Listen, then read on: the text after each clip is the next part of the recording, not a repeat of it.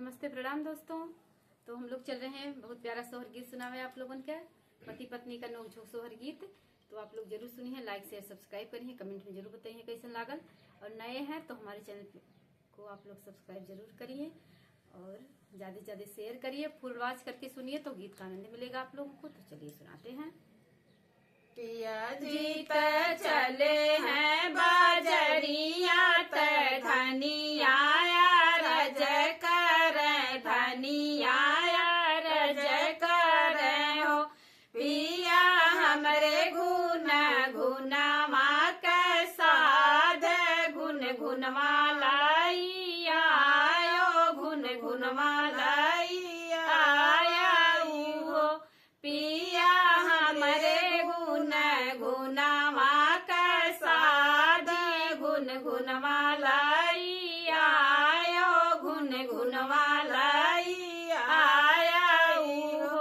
नहीं तोहरे लड़ी का जे बच्चा ना भाई से भाती जवाना भाई से भाती जवाई हो धनिया तू तो हायु जन्म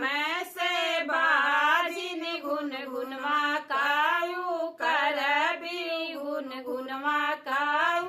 कर भी हो धनिया तू तो हायु जन्म से बाजिन गुन गुनवा कायु कर भी गुन गुनवा कायु कर भी हो यतनी बचनी सुनी धनिया बहुत दुखित भैनी बहुत दुखित भैनी हो पिया सासु नदी ताना मारही आप प्रभु ताना मारी हो पिया सासु नदी ताना मारही आप प्रभु ताना मारी हो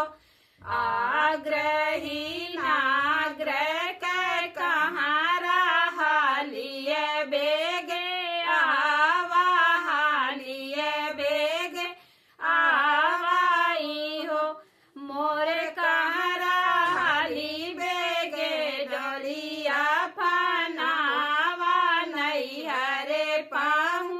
चावा नहीं हरे पाहू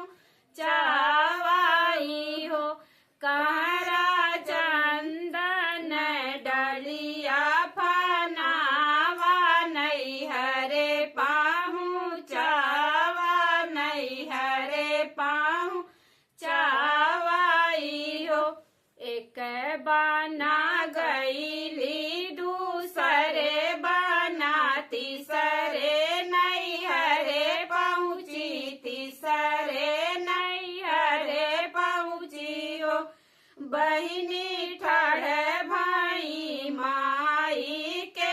अगमा सुसुकी खूब रो माई सुसुकी खूब रो माई हो बहिनी ठाड़ भाई माई के अगमा सुसुकी खूब रो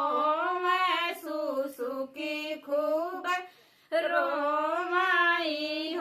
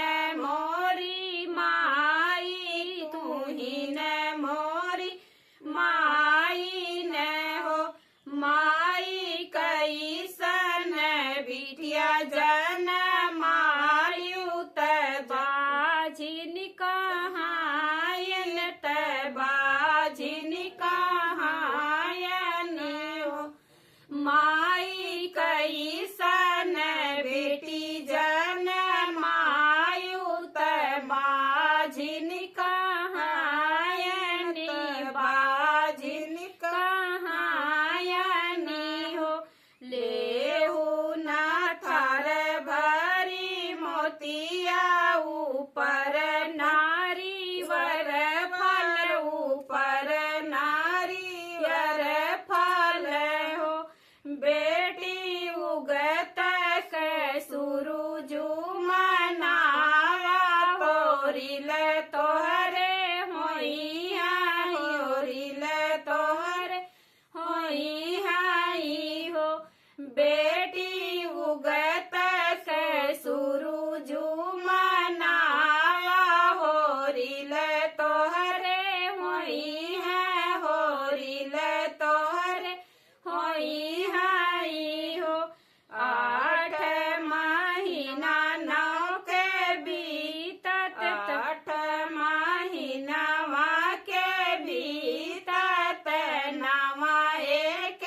लागत नावा एक लागत हो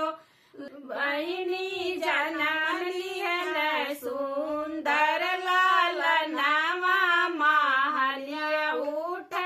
सोहर महलिया उठ सोहर हो बहिनी जनम लिहन सुंदर लाल नावा महलिया उठ सोहर महलिया उठ सोहर हो बहिनी दुआरे बागला बधैया आंगन उठ सोहर आंगन उठ सोहर हो जे मांगल गावत गाई के सुनावत गाई के सुनावाई हो बहिनी जुग जुग